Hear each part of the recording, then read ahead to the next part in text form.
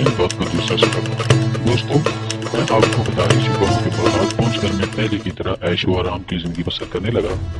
رات دن سیر تماشی کے سوا مجھے کوئی کام نہ تھا، لیکن یہ سلسلہ آخر کب تک چلتا؟ میری طبیعت اس چین کی زندگی سے بھی اکتا گئی۔ پھر کیا تھا، ایک وقت یہی دل چاہتا کہ فوراً بوریا بستر باندھ کر سفر پر نکل کھڑا ہوں اور دنیا کی سیر کروں، نئے ملکوں میں جاؤں، نئے لوگوں سے ملوں۔ آخر مجھ سے رہا نہ گیا۔ میں نے بہت سا اچھی قسم کا تجارتی سامان خریدا اور سفر کی تیاری کر کے دریائے دجلہ کے راستے بصرہ پہنچا۔ وہاں اتفاق سے بندرگاہ میں ایک بالکل نیا اور خوبصورت جہاز قید کانٹے سے لیس چلنے کے لیے بادبان بول رہا تھا۔ اس پر بہت سے سوداگر پہلے ہی سوار تھے۔ میں بھی سامان لدوا کر ان کے ساتھ ہو گیا۔ میرے سوار ہونے کے کچھ ہی دیر بعد جہاز نے لنگر اٹھایا اور چل پڑا۔ ہوا موافق تھی، ہم دن رات سفر کرتے رہے اور بہت سے جزیروں اور بندرگاہوں سے ہمارا گزر ہوا، جہاں ہم نے خوب لین دین کیا اور نفع اٹھایا۔ اسی طرح سفر کرتے کرتے قسمت کا کرنا کیا ہوا، ہمارا جہاز ایک ایسے جزیرے کے کنارے پہنچا جو دیکھنے میں بڑی بہار کا لیکن بالکل غیر آباد تھا۔ ہر طرف پھلوں کے درخت اور پھولوں بھری جھاڑیاں نظر آتی تھیں، صاف شفاف ندیاں بہہ رہی تھیں اور پرندے چہچہا کر خدا کی تعریف کر رہے تھے۔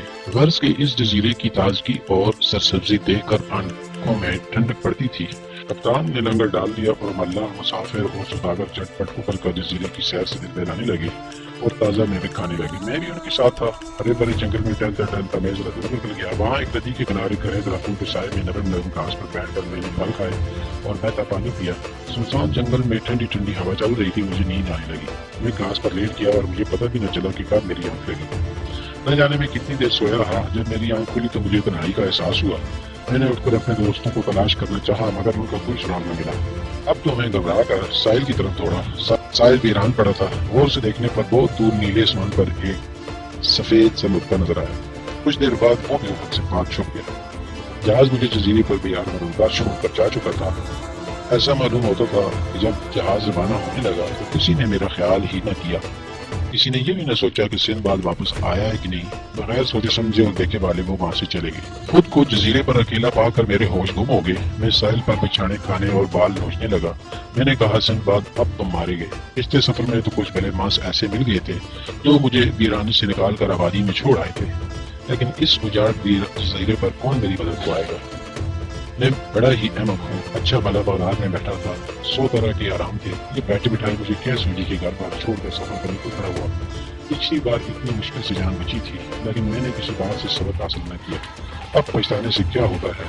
سندباد، تو اس جزیرے پر مر کھپ جائے گا اور تیرے جینے مرنے کی کسی کو بار خبر بھی نہ ہوگی۔ بس بہت دیر تک میں اسی طرح اپنے آپ کو برا بھلا کہتا رہا اور دل ہی دل میں اڑتا رہا۔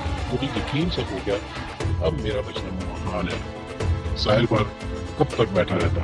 اٹھ کر ادھر ادھر پاگلوں کی طرح گھومنے لگا۔ سمجھ میں نہ آتا تھا کہ کیا کروں اور کہاں جاؤں۔ مجھے کسی کا چین نہ تھا۔ یوں ہی پھرتے پھرتے مجھے خیال آیا کہ کسی اونچے سے درخت پر چڑھ کر چاروں طرف دیکھنا تو چاہیے، شاید کوئی آبادی یا راستہ دکھائی دے جائے۔ چنانچہ میں ایک بہت اونچے درخت پر چڑھ کر ہر طرف دیکھتا رہا، مگر نیلے آسمان، نیلے سمندر، ہرے جزیرے اور ریتلے ساحل اور اڑتے پرندوں کے سوا کچھ نظر نہ آیا۔ میں اترنے ہی تھا کہ مجھے دور جزیرے کے بیچ میں کسی سفید سی چیز کی جھلک دکھائی دی۔ اتنی دور سے ٹھیک پتہ نہ چلتا تھا کہ وہ کیا ہے۔ میں جلدی جلدی درخت سے اترا اور اسی طرف روانہ ہو گیا جدھر اس کو سفیدی دکھائی دی تھی۔ قریب پہنچ کر دیکھتا ہوں تو سفید رنگ کا ایک بہت بڑا گنبد زمین پر رکھا ہے۔ میں حیران ہو کر اسی گرد گھومنے لگا۔ اس میں اندر جانے کا کوئی دروازہ نہ تھا اور اس کی سطح اتنی ہموار اور چکنی تھی کہ اس پر چڑھنا محال تھا۔ میں نے زمین پر نشان لگا کر گنبد کا گھیر ناپنے کی غرض سے اس کے گرد ایک چکر اور لگایا۔ اس کا گھیر 50 قدم سے بھی زیادہ تھا۔ میں نے دل میں کہا کہ اس اجاڑ جگہ پر اتنا زبردست گنبد بنانے کی سوجی کسے، اور پھر یہ کیا چکر ہے کہ اس میں نہ دروازہ ہے نہ کھڑکی۔ میں اسی سوچ میں ڈوبا ہوا تھا کہ یکا اندھیرا چھانے لگا۔ مجھے برسات میں سورج کی آگے گھٹا آ جانے سے دھوپ غائب ہو جاتی ہے۔ میں نے آسمان کی طرف دیکھا تو ایک حد سے زیادہ لمبا چوڑا پرندہ ہوا میں منڈلاتا نظر آیا۔ اس کے پر اس قدر لمبے تھے کہ سورج ان کی آڑ میں آ گیا تھا اور جزیرے پر اندھیرا چھانے لگا تھا۔ اس دیوزات پرندے کو دیکھتے ہی مجھے ایک بات یاد آ گئی جو میں نے لڑکپن میں بڑے بوڑھے جہاں دیدہ سیاحوں سے سنی تھی۔ وہ بتاتے تھے کہ ہمارے بغداد سے سمندروں دور بس جزیروں پر رخ نامی ایک ہیبتناک پرندہ رہتا ہے۔ وہ ہاتھی پکڑ پکڑ کر اپنے بچوں کو کھلاتا ہے، اور جس پرندے کے بچے سالم ہاتھی کھا جاتے ہوں اس کے قد و قامت اور پیروں کی لمبائی کا کیا کہنا۔ رخ کو دیکھتے ہی مجھے پتہ چل گیا کہ جس سے میں گنبد سمجھ رہا تھا وہ دراصل روح کا انڈا ہے۔ دیکھتے ہی دیکھتے رخ نیچے اتر آیا اور انڈے پر بالکل اسی انداز میں بیٹھ گیا جیسے مرغی بیٹھ کر انڈے سیتی ہے۔ انڈے پر بیٹھنے کی تھوڑی دیر بعد رخ سو گیا۔ واہ اللہ میاں، تمہاری قدرت کی کس منہ سے تعریف کی جائے، ساری دنیا سوتی ہے، تم سدا جاگتے ہو۔ موقع اچھا تھا، میں نے اپنی پگڑی اتاری اور اسے خوب بل دیے یہاں تک کہ وہ رسی کی طرح ہو گئی۔ اس کے بعد میں نے اس کا ایک سرا کس کر اپنی کمر سے اور دوسرا رخ کی ٹانگ سے باندھا اور انتظار کرنے لگا۔ میں نے سوچا ہو سکتا ہے یہ رخ مجھے کسی ایسی جگہ پہنچا دے جو انسانوں کی آبادی سے قریب ہو۔ اس ویران جزیرے پر پڑے رہنے سے کیا فائدہ۔ میں اس کی ٹانگ سے بندھا صبح گیرا دیکھنے لگا۔ خدا خدا کر کے وہ پہاڑ سی رات کٹی اور مشرق میں صبح کا اجالا نمودار ہوا۔ روشنی ہوتے ہی رخ انڈے پر سے اٹھا، زور سے چیخ ماری جس سے سارا جزیرہ دہل گیا اور پھر وہ پر پھیلا کر اڑنے لگا۔ میں بھی اس کی ٹانگ سے بندھا اڑا جا رہا تھا۔ رخ اڑتے اڑتے اتنا بلند ہوا کہ زمین ذرا سی نظر آنے لگی اور میں سمجھا کہ ہم آسمان کو چھونے والے ہیں۔ کچھ دیر اتنی بلندی پر اڑنے کے بعد اس نے اترنا شروع کیا اور نیچے پہنچ کر ایک پہاڑ پر اتر گیا۔ اس کے اترنے کی دیر تھی کہ میں نے جلدی سے پگڑی کھولی اور دبے پاؤں چلتا ہوا الگ جا کھڑا ہوا۔ مجھے ڈر تھا کہ کہیں اسے میری موجودگی کا پتہ نہ چل جائے، وہ میرے حلقے سے چونچ بھی مار دے گا تو میں وہیں ڈیر ہو جاتا۔ خوش قسمتی سے اسے میری خبر نہ ہوئی۔ میرے دیکھتے ہی دیکھتے اس نے چھپڑا مارا اور کوئی لمبی سی کالی چیز چونچوں میں دبا کر اڑ گیا۔ میں نے غور سے دیکھا تو پتہ چلا کہ رخ ایک زبردست اژدہا کو اٹھا کر لے جا رہا ہے۔ رخ کے جانے کے بعد میں نے اس گرد نظر دوڑائی، دیکھا کہ میں ایک پتھریلی ڈھلان پر کھڑا ہوں۔ میرے قدموں تلے ایک بہت گہری اور لمبی چوڑی وادی ہے جس میں سوائے پتھروں کے کچھ نہیں، اور میرے سر پر ایک طرف دیوار کی طرح سیدھا پہاڑ آسمان سے باتیں کر رہے ہیں۔ یہ منظر دیکھ کر میرے ہوش اڑ گئی اور میں نے دل میں اپنے آپ کو خوب کوسا۔ اس آفت کی جگہ سے تو وہی جزیرہ لاکھ گنا بہتر تھا۔ وہاں بھوکے پیاسے مرنے کا خطرہ تو نہ تھا، یہاں ان پہاڑوں پر اور اس کالے پتھروں کی وادی میں پیڑ بھرنے اور پیاس بجانے کی کوئی صورت نظر نہیں آتی۔ کوئی پیڑ تک نہ تھا، یہ آدمی تھک ہار کر گھڑی دو گھڑی اس کے سائے میں سستا لیتا۔ یہاں سے جاؤں تو کہاں جاؤں، ان اونچے سیدھے پہاڑوں پر کون چڑھ سکتا ہے۔ پہلے اس جزیرے پر قید تھا، جتن کر کے وہاں سے چھوٹا تو یہاں آ پھنسا، اور یہ قید پہلے سے بھی بدتر ہے۔ وہاں جنگلی میوے کھانے اور ندی کا پانی پینے کو تو مل جاتا تھا، اب اس سے بھی ہاتھ دھونے پڑے۔ واری قسمت۔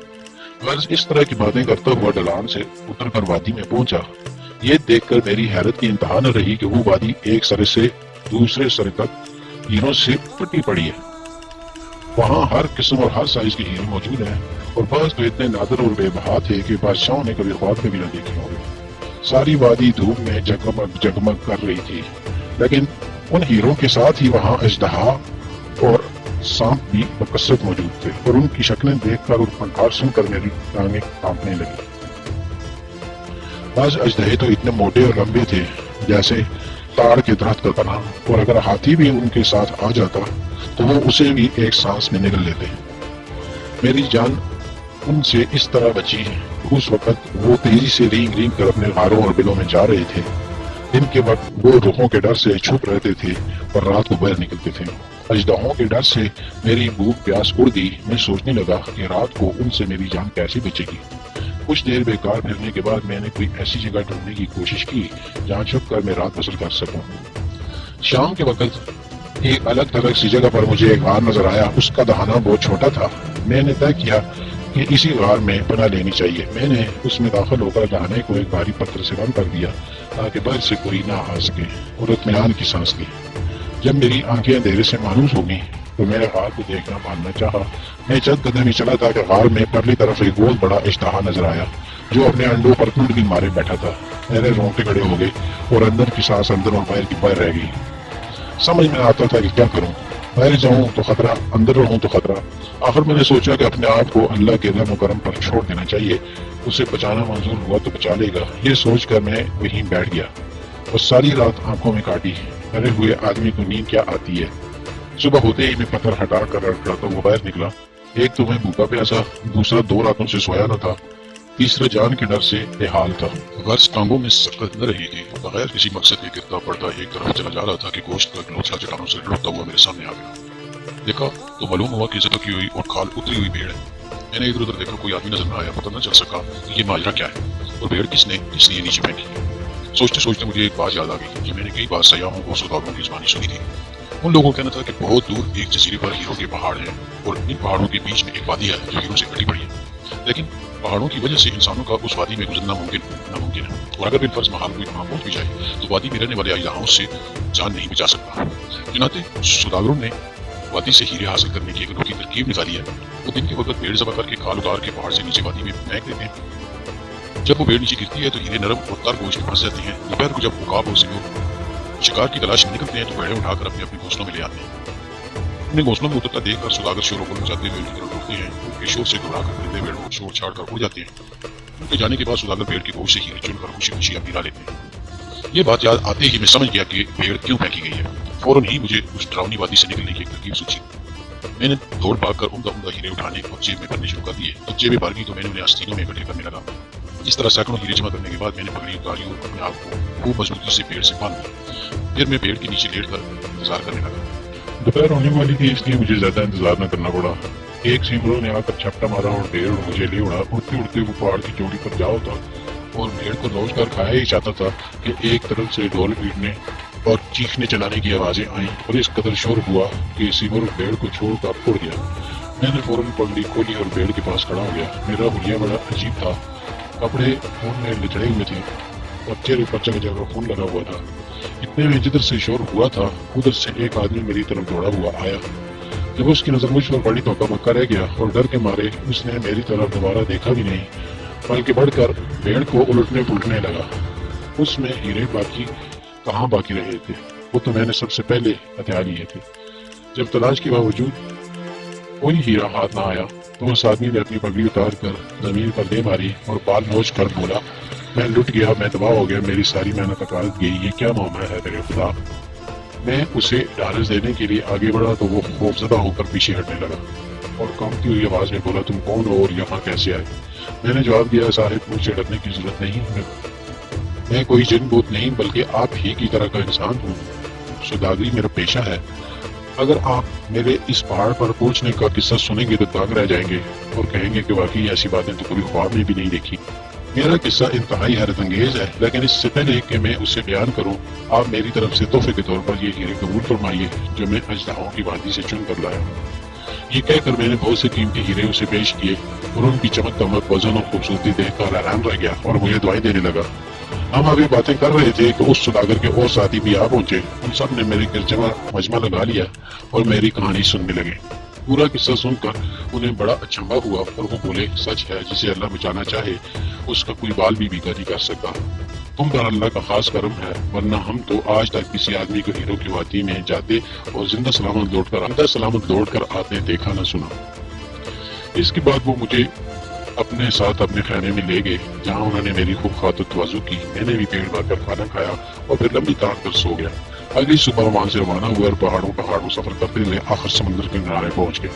वहां से जहाज पर सवार कर हम एक खुशगवार जजीरे के साहिल पर नजरअंदाज हुए, जहाँ बड़ा घना जंगल था और इतने बड़े दरख्त थे कि उनके साए में 100 आदमी आराम से बैठ सकते। काफूर इन्हीं दरख्तों से हासिल किया जाता है। उसका तरीका ये है, काफूर निकालने वाला किसी नोकदार चीज से दरख्त के तने में सुराख कर देता है। उस दरख्त में से एक अर्क टपक कर नीचे रखे हुए बर्तन में जमा हो जाता है। उस अर्क की जमी हुई शक्ल को काफूर कहते हैं। उस जजीरे में गैंडा भी पाया जाता है जो कि कर्दिनल के नाम से भी मशहूर है। ये वहाँ मैदानों में गाय भैंसों की तरह चलता फिरता है और उसके माथे पर एक बड़ा सा सींग होता है। बाज लोग उस सींग को 10 गज लंबा बताते हैं। सियाहों का कहना है कि गैंडा इतना ताकतवर जानवर है कि बड़े से बड़े हाथी को टक्कर मारकर अपने सींगों में परो लेता है और उठाई फिरता है। जब हाथी उसके सींग के ऊपर ही मर जाता है और धूप की तेजी से उसकी शरीर पिघल कर बहती है, गैंडे की आंखों में पड़ जाती है और वो अंधा हो जाता है। इसके बाद रूह मरे हुए हाथी और अंधे गैंडे को उठाकर ले जाता है और अपने बच्चों को खिलाता है। ये बातें मैंने मुसाफिरों से सुनी है और अपनी आंखों से नहीं देखी। खुदा ही बेहतर जानता है कि उन बातों में कितना झूठ और कितना सच है। वहाँ मैंने कुछ हीरे तो बड़ी भारी कीमत पर फरोख्त कर दिए और कुछ के बदले 1000 तरह का उम्दा और बेकाऊ तजारती माल खरीद कर एक जहाज पर लदवा दिया। हवा को देख कर हम वहाँ से रवाना हुए और जजीरों से सैर करते और मुख्तलिफ बंदरगाहों में ठहरते टहराते आखिर से इस्लाम बसरा पहुँच गए। चंद दिन सस्ता कर मैंने बगदाद का रास्ता लिया और जरो जवाहर और तजारती माल से लदा फदा घर पहुँचा। میری واپسی کی خبر سنتے ہی 2 رشتے دار آ کر جمع ہو گئے اور خدا کا شکر ادا کرنے اور مجھے مبارکباد دینے لگے۔ میں نے انہیں بہت سے تحفے دیے، شہر کے محتاجوں کو کھانا کھلایا اور غریب آدمیوں کی مدد کی۔ بغداد میں پہنچا تھا اور گھر کا آرام ملنا تھا کہ میں چند ہی دن میں سفر کی مصیبتیں اور خطرے بھول گیا اور عیش کی زندگی بسر کرنے لگا۔ میرے گھر میں ہر وقت دوستوں کا مجمع رہتا، ہنسی مذاق ہوتا، دفتریں ہوتی، لوگ دور دور سے آ کر میرے سفر کا قصہ سنتے اور حیران ہوتے۔ غرض کہ یہ تھی میرے دوسرے سفر کی کہانی۔ خدا نے چاہا تو کل آپ حضرات کو اپنے تیسرے سفر کے واقعات سناؤں گا۔